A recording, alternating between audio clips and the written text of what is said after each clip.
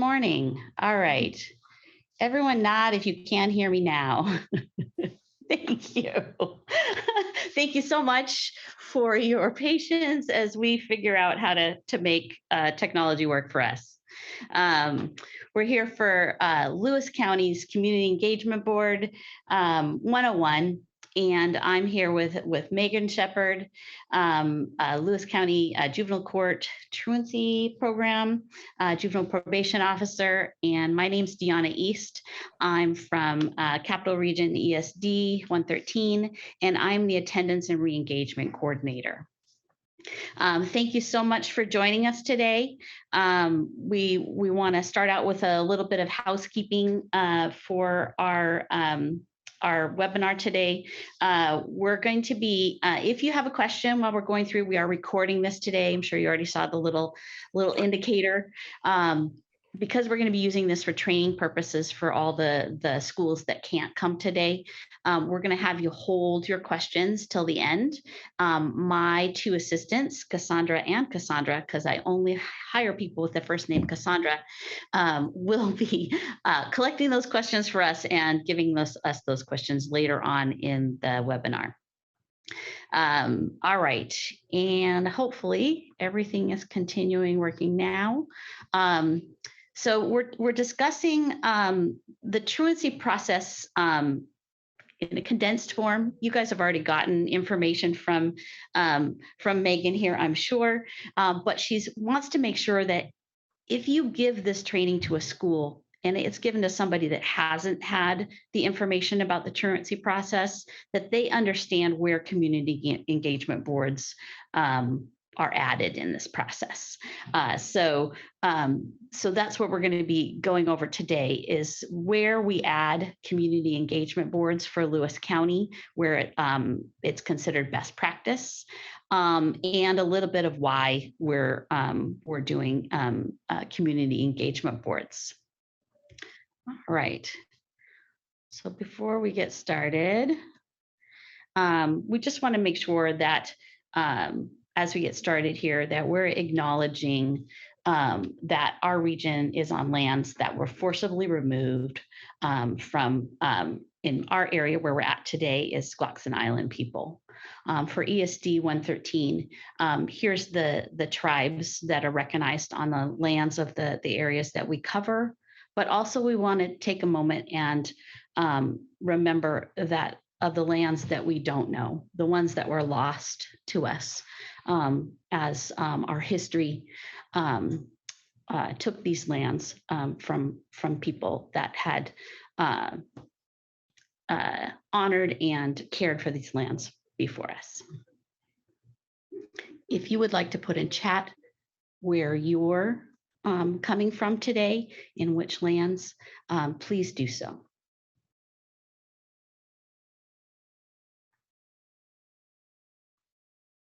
All right, I'm going to hand this over to Megan, and we're going to, again, this is not the whole process, but it is a good education of the process for somebody that's going to be doing your community engagement boards. So I can just speak from here? Yes. All right. Thank you all for coming today. I appreciate everyone being here. I recognize a lot of faces. I can't see everyone, but thank you for being here. And also a thanks to Deanna for hosting this and working with us. This is a good step in the right direction. So the number one thing I'm hearing from schools this year is we really want to get back on track. We want to get back on track with getting these kids early on, intervening, and referring to resources so that we're dealing with the attendance issue and not missing it. So this is a great time to revisit our policies, our process, and our referring to community engagement boards and what those look like. So beginning of the year is a great time to maybe start implementing some of the best practices from the community engagement boards that we're seeing. And, you know, we're a small county with sometimes limited resources. So maybe there's more than one thing that you'll get from this meeting, but maybe add on for the future as things progress in our county. So again, this is just kind of, for me, a basic overview of the attendance process with the juvenile court to get you to a place to refer to community engagement boards.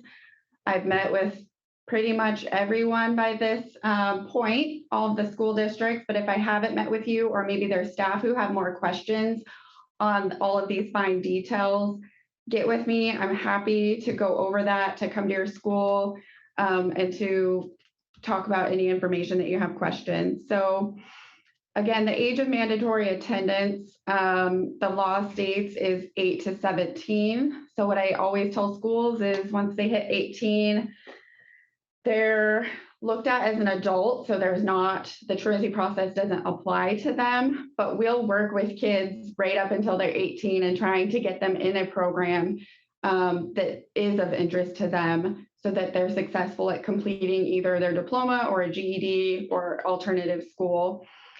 If the student is 6 or 7 and enrolled, they're required to attend, and those expectations in the law do apply to them. So that's saying they're not necessarily mandatory attendance, but if they're enrolled, the expectation is that they're going to school each day and following the absence law. Schools unexcused absence means they fail to attend the majority of the hours of the day. So that looks a little bit different, I think, between schools, but at least above 50% of the day, that's a full day absence. A couple of years ago, they took away the adding up tardies to equal a day for unexcused absence. So the tardies don't apply for a day of unexcused absences. Unexcused absence also means that they failed to meet the school district's policy for excused absences. So each school district has in their policies, or should have in their policies, a excused absence policy that's going to lay out for families from the very beginning what that process looks like if there's excessive excused absences, or a student has failed to comply with their alternative learning experience program. So next slide will be the school duties process for their duties upon a child's failure to attend school. So the law is very clear, 28A 225-20, and lays out each step that the school should take to try to intervene early on when they're noticing a pattern of unexcused absences. So those daily phone calls or letters with each unexcused absence. Some smaller schools, that's an actual phone call, person to person. Larger schools, robocall. Schedule a conference or conferences with the parent and the child after 3 unexcused absences within any month during the current school year. So that, again, looks a little bit different for each school, but the goal is to have a conversation with both the student and the parents to come up with an agreement on attendance and what that looks like and what the process looks like for the future if unexcused absences continue. So that conference is a perfect time to be talking to families about an attendance agreement and having them sign off on that so that you have documentation that they understand the process.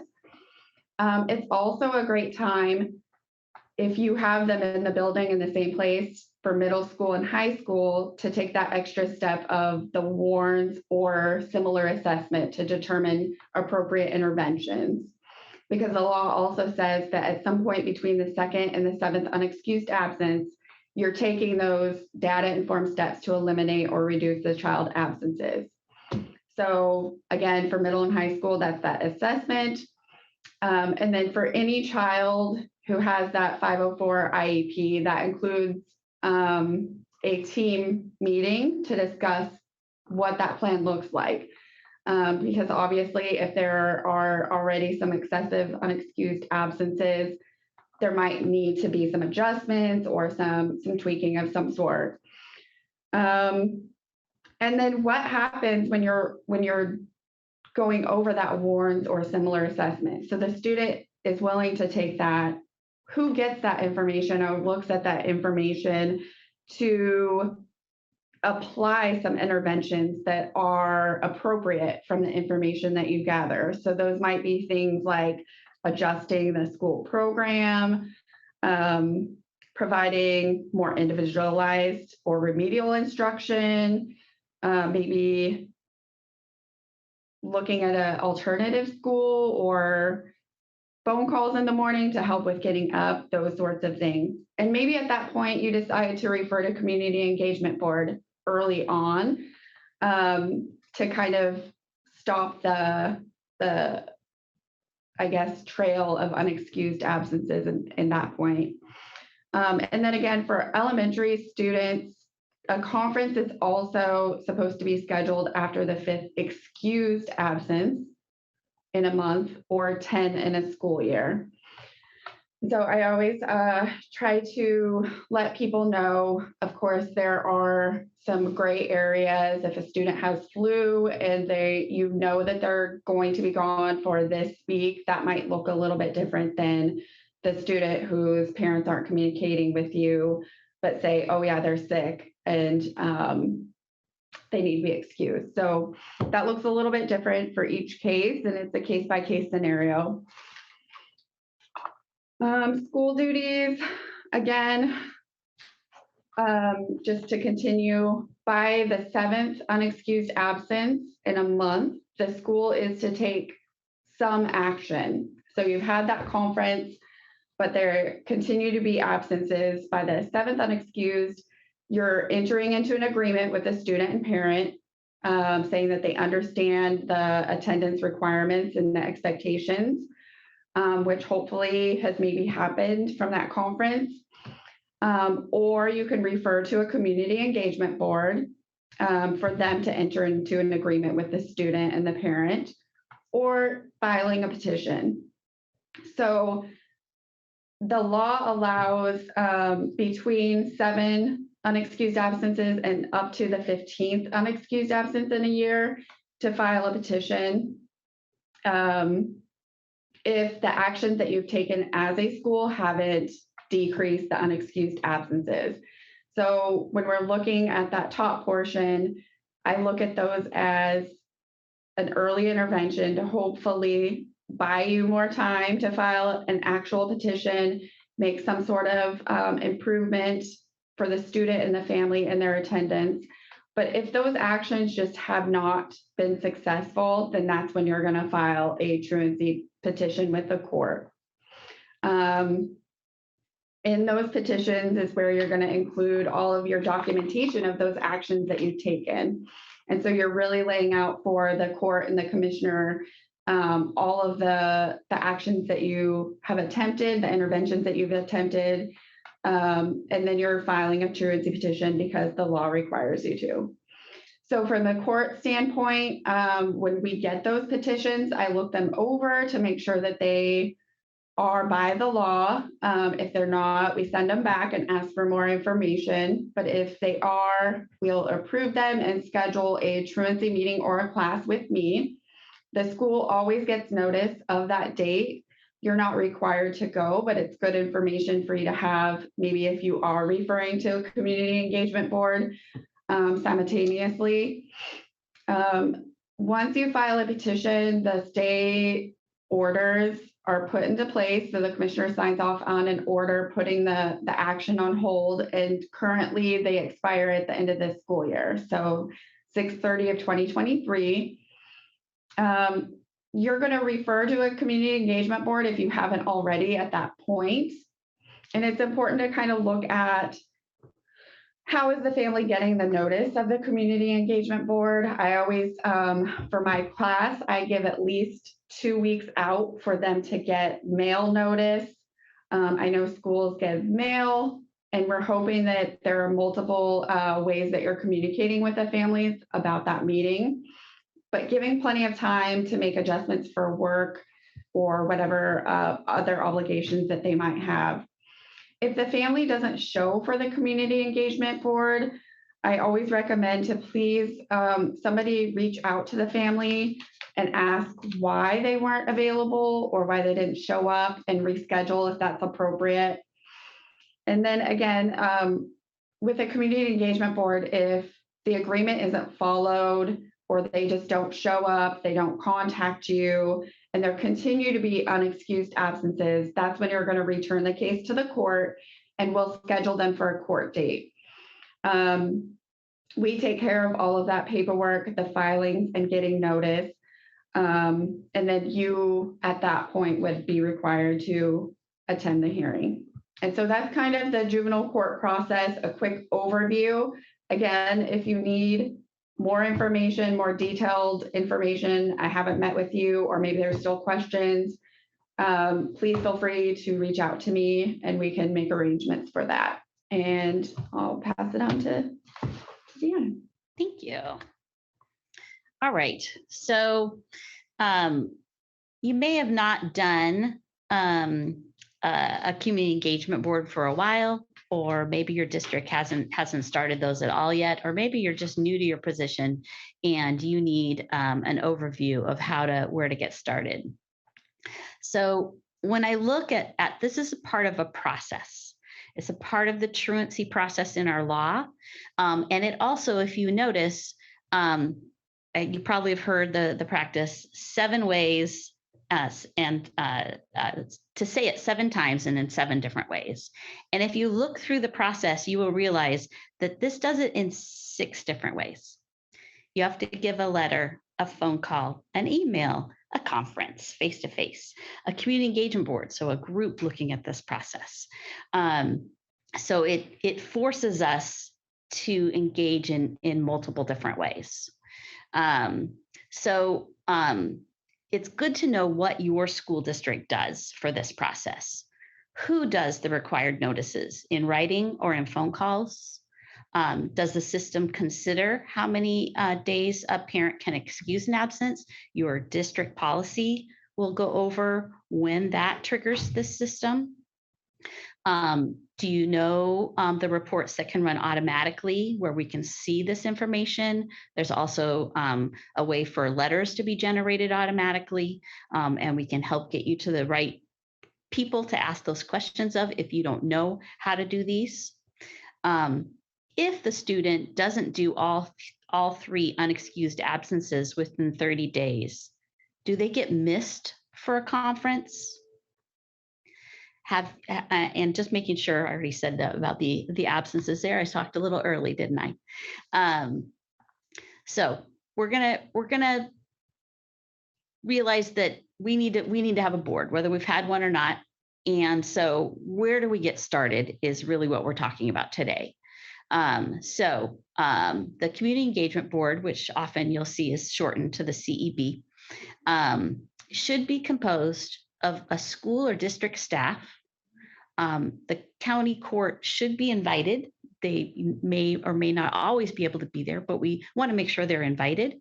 And we'd like representatives, the law would like representatives of community agencies or a community volunteer. The purpose is to provide a supportive environment where the youth and family or guardian can openly discuss these reasons behind the student's absences.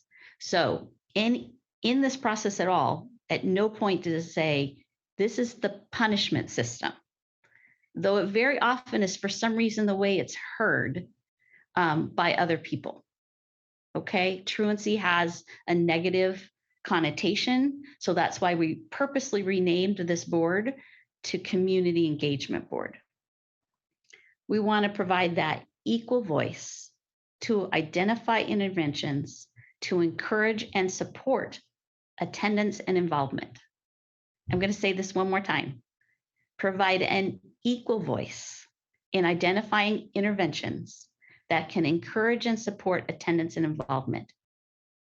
Everyone in the attendance system has a new directive to find a welcoming, encouraging space to talk about attendance, okay? We want to establish a contract between all parties to hopefully get to a different outcome.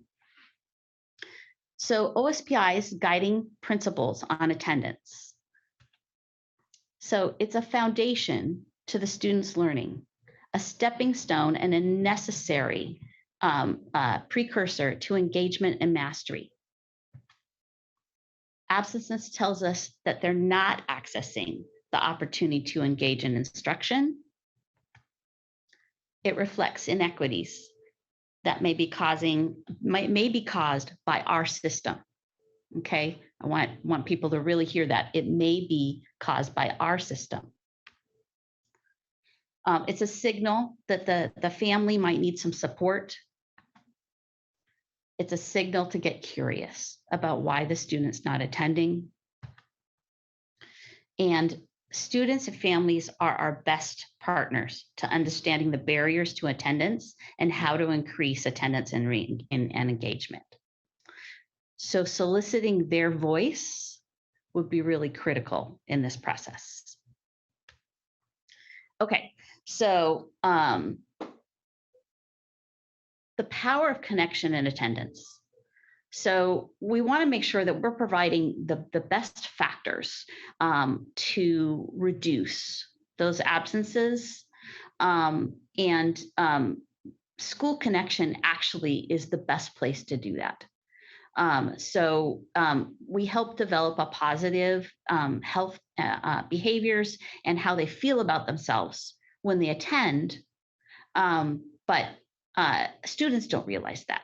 They don't jump to that conclusion. Gosh, if I went more, I would feel better. It also can be a leading warning system that they may drop out in high school. And it's actually one of the better predictors about graduation by 9th grade.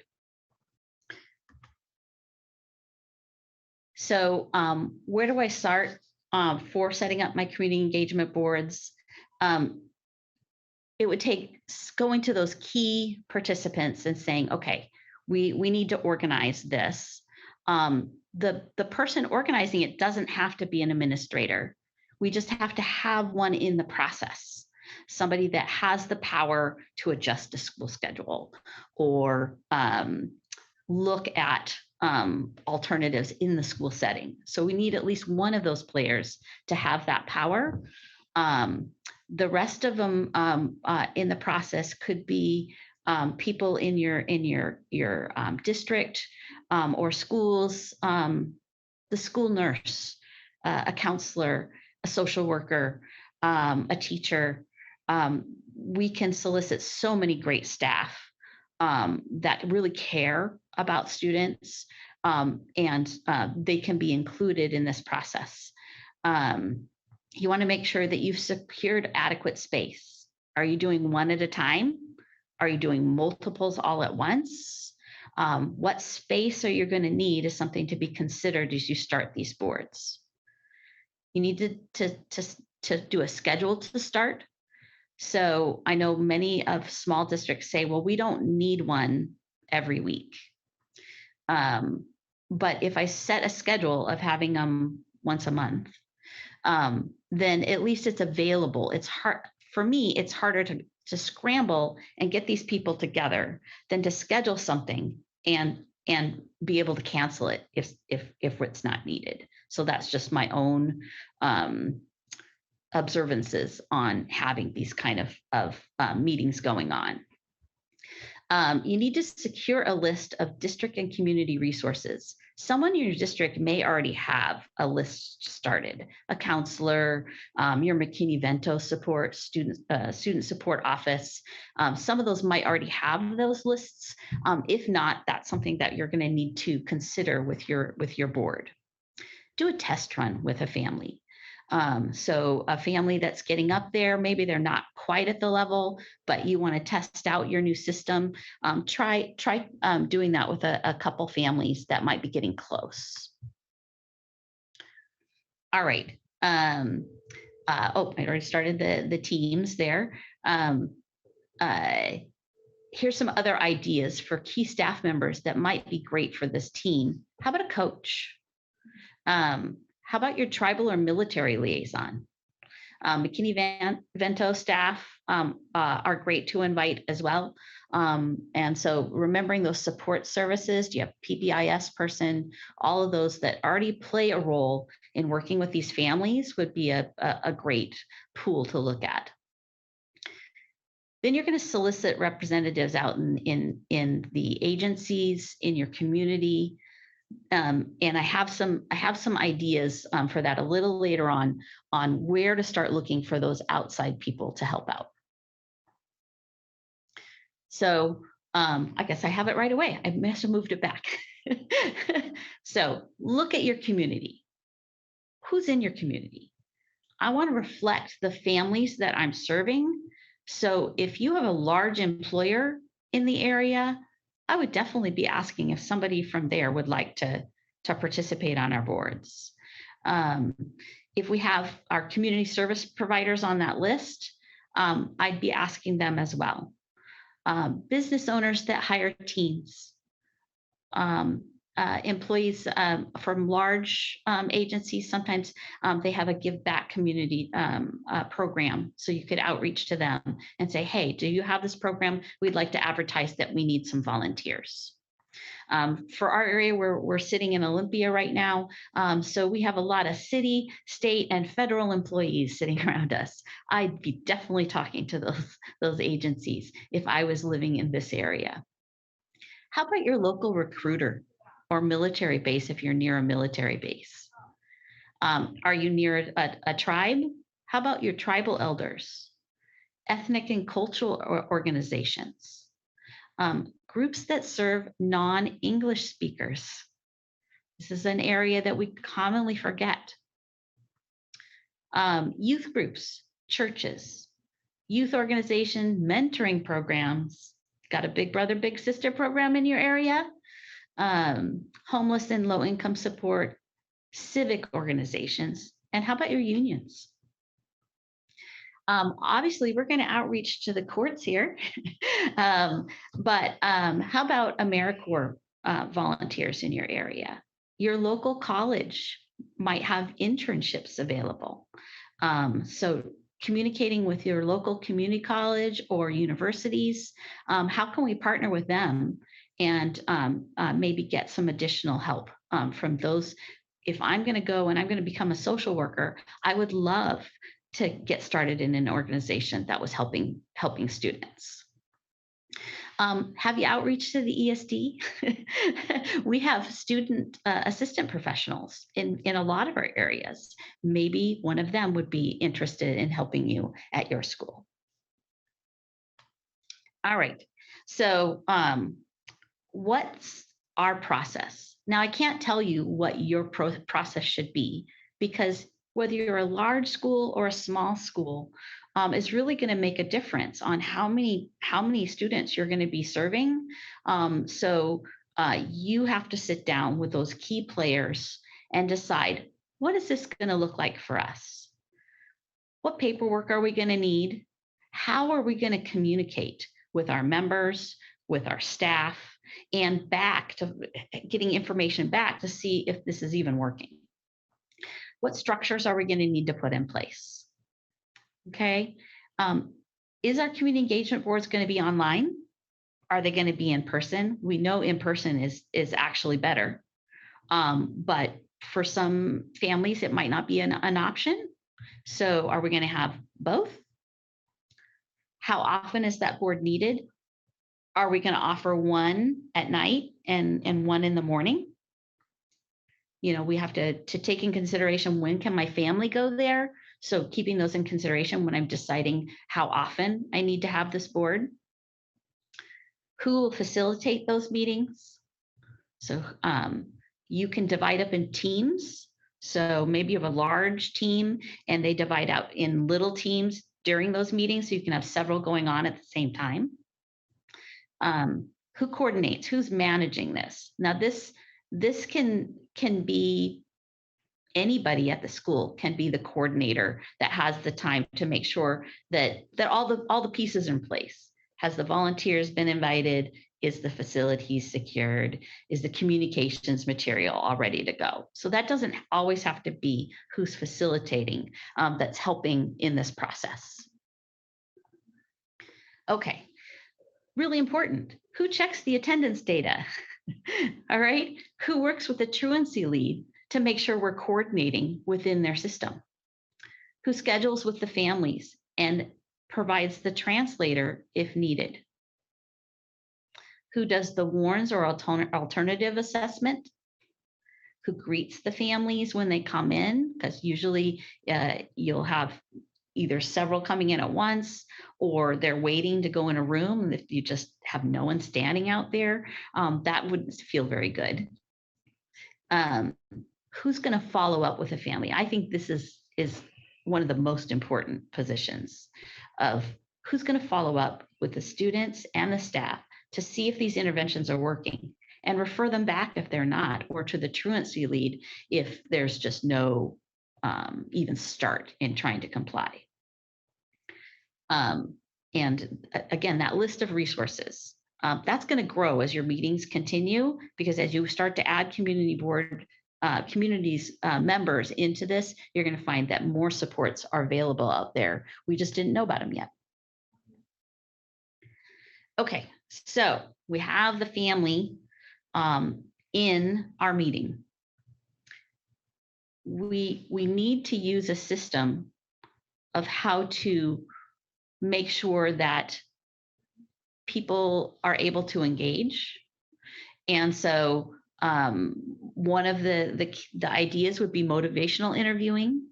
So if you haven't seen this format before, this is the OARS method, that all the questions are open-ended questions. There's no yes or no. They're affirming and acknowledging the strengths and reinforcing the positive behaviors, okay?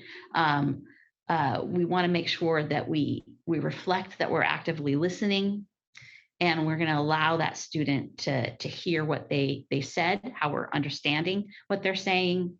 And by summarizing that, we also can highlight some of those key points, next steps, and that transition to next topic or to the end of the meeting. All right. You're going to be getting, hopefully, you're going to be outreaching to those community people. And we know for the schools, we've done a lot of training about our implicit bias, about deliberate listening, about equity. How do we make sure that the board member that we're inviting has that training? So I've just listed a few things. Your school can decide, what do we want that board member to know before coming to our meetings, to know they're at the same spot, okay? So we have the key player from the school that can make the decisions about school schedule, for instance. But the community agency might have a great idea for a homeless family and where they can go to get help in signing up for housing. So as long as they have a little bit of training on recognizing our bias, maybe ACEs. Like I said, I kind of just threw up some things that I would like a community person to know. Active listening, how to manage cross-cultural misunderstandings. For our tribes that in our very recent history that schools were trying to do forced assimilation, would be something for us to have a universal knowledge of. Here are some resources for school avoidance right now. These are coming out in helping understand what it is, and some resources that might help. So we've listed out a few of those that might help out. Some cultural competence, and then OSPI. I don't know if you guys have looked at OSPI resources lately, but oh my gosh, they have so many pages of ideas of help, student success, an equity page, our student support programs. So as we're talking to families, we can also be listening. Do they qualify for something else? Like, might they need a 504? We're hearing a medical concern. Maybe they were never given one. Maybe we're hearing that actually they might qualify for McKinney-Vento services, and they've never brought that up before. So we need to refer that over to our liaison. So making sure that we have that body of training as well for our volunteers, so we can be listening for what other services could help this family. All right. So I know that thank you for holding your questions and putting them in the chats, because we wanted to make sure that we had this available for the schools. And so here's our contact information, Megan and myself. Feel free to email us if you have a question. We know this was just a brief description to try to get someone started. If you've already been throwing community engagement boards and you wanted a next step video, I didn't point this out, I'm going to go back to it. ESD 112 has on their website some wonderful ideas for the next step. So if you've already been going to town with community engagement boards and you want that next level to make them better, definitely check out their video and their website. They had some great resources there. Okay, what questions do we have? Did we get any in the chat, Cassandra's? No. Awesome. Does anyone want to unmute and ask a question? Yeah, I'd like to. Hi, I'm James Centralia. You had said earlier in your discussion something to the effect of having to hold an in-person face-to-face meeting, and that's not always possible. Right. So how I just heard that it was required. It almost seemed like when you were listing things, it was required. And I just want to clarify that it's not required. We just need to offer and make an attempt to do so. Is that correct? Correct. We always have, and we've learned that we can do these online.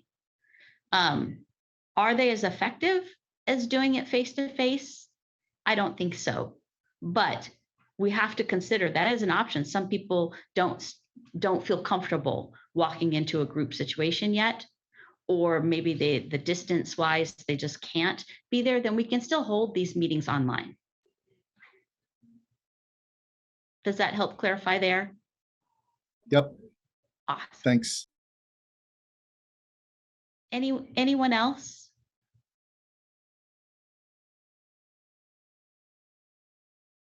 All right, I'm going to stop sharing here. Okay, so we have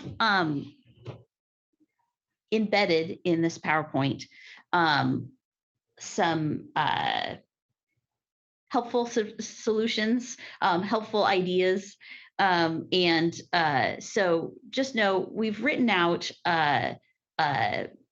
we have a flow chart that Megan put together for us that kind of shows the process for the truancy process. I wrote out a sample manual on how you might get started. Like it would have like a little sample script, and one of my people will drop that into the chat right now. So I have a little sample manual that can be helpful. We've also embedded in links to the different areas of the law. We've also, I put together a little at a glance. So I had to go through and look at all those laws at the guidance, which we know the guidance is on OSPI, but it's not in order. So I like things in order. So I actually went through and made a little at a glance that you guys can open up in this PowerPoint, and we're more than happy to send you this PowerPoint if you email us. And that goes over beginning of school. You go over a letter about the process. First absence, here goes a unexcused absent, here goes the call or the letter, whichever you're using. At third unexcused absence, who's setting up that conference, stuff like that. So it really helped me in being able to see where we're at in the process and where to go next. Deanna, we have a question in the chat. Awesome. It's, do we need to have a community member? You don't have to. It is suggested. The law would like you to have that. When this law was put together, this is not the school's problem. This is not the court's problem. This is a systems and community problem. So some of these areas need to be addressed by more than one group. So of course you're going to get started with staff from your school, but I strongly recommend, and what was added to this is you've already had a conference with a staff member at the third absence. What is going to be different at the community engagement board? What's different is it's a community conversation. So by having someone from that agency, someone from the local church, someone outside the school that can give us a perspective, because you know what? When we just stay in our own perspective, sometimes we're not looking at our biases. Okay, we're at the school and we're thinking, oh, we've told them so many times. And then when we start looking at the process, we realize, oh, we never put it in their language. Oops. That was required, but no one bothered to check because we're all working under the same system. So please, yes, get started with your school members and your district members and start outreaching to those people outside of the school where we can start a community conversation. Because what would it look like if I was talking to the local dentist and the dentist only has appointments available during the school day? And we're talking about the importance of students not missing school so often. How would it look to a community member if we tried to engage with them saying, what do you offer to these children that they could have their appointment outside of the school day? Do you have a Saturday once a month? Do you have an evening once a month that prioritizes school-aged children? So this is the power of outreaching to outside our school, is to be able to not only set this expectation and this education with our families, but with the agencies and organizations that they have to use. I don't have an option to go, oh, I'm just not going to take my child to the doctor. Unfortunately, they have this illness that they need to go all the time. But their appointments are always during the school day. That's where I think as a district, and maybe even as an ESD and the state, we can start some of those community conversations about how we can support these families. And just another note on that, because a lot of our smaller school districts I know struggle with getting consistent volunteers from the community. But if we look at, maybe, the small school district doesn't necessarily need to have a community engagement board every month because they don't have students. But if you're putting together volunteers from the community and the school, and you have that meeting regardless of if there are families who are referred, and maybe that's a good time that you're able to have a training if you don't have any families that month. So you're still keeping that consistency for volunteers to know the third Monday of the month, I go to this community engagement meeting. Sometimes we have students who are referred, sometimes we don't, but we're doing training and we're learning a little bit more about this process, what it looks like, and some of the resources in the community. So they feel confident in those meetings and know that they're providing the families with some resources that they didn't have before. That's, I think, a huge thing. So to start to look at that, like, yes, it could be a time commitment, but at the same time, consistency with volunteers makes all the difference. Absolutely. I I totally, fully support that as well. I think that consistency really helps volunteers, and the more conversations that we get to have with those outside community organizations, the better. All right, any more questions? All right, thank you so much for taking the time today. And we're going to be, this is a recording, so we're going to have this probably available in a couple weeks. So if you would like that information, please reach out to myself or to Megan, and we'll send you the recording and the PowerPoint for this presentation. Thank you so much.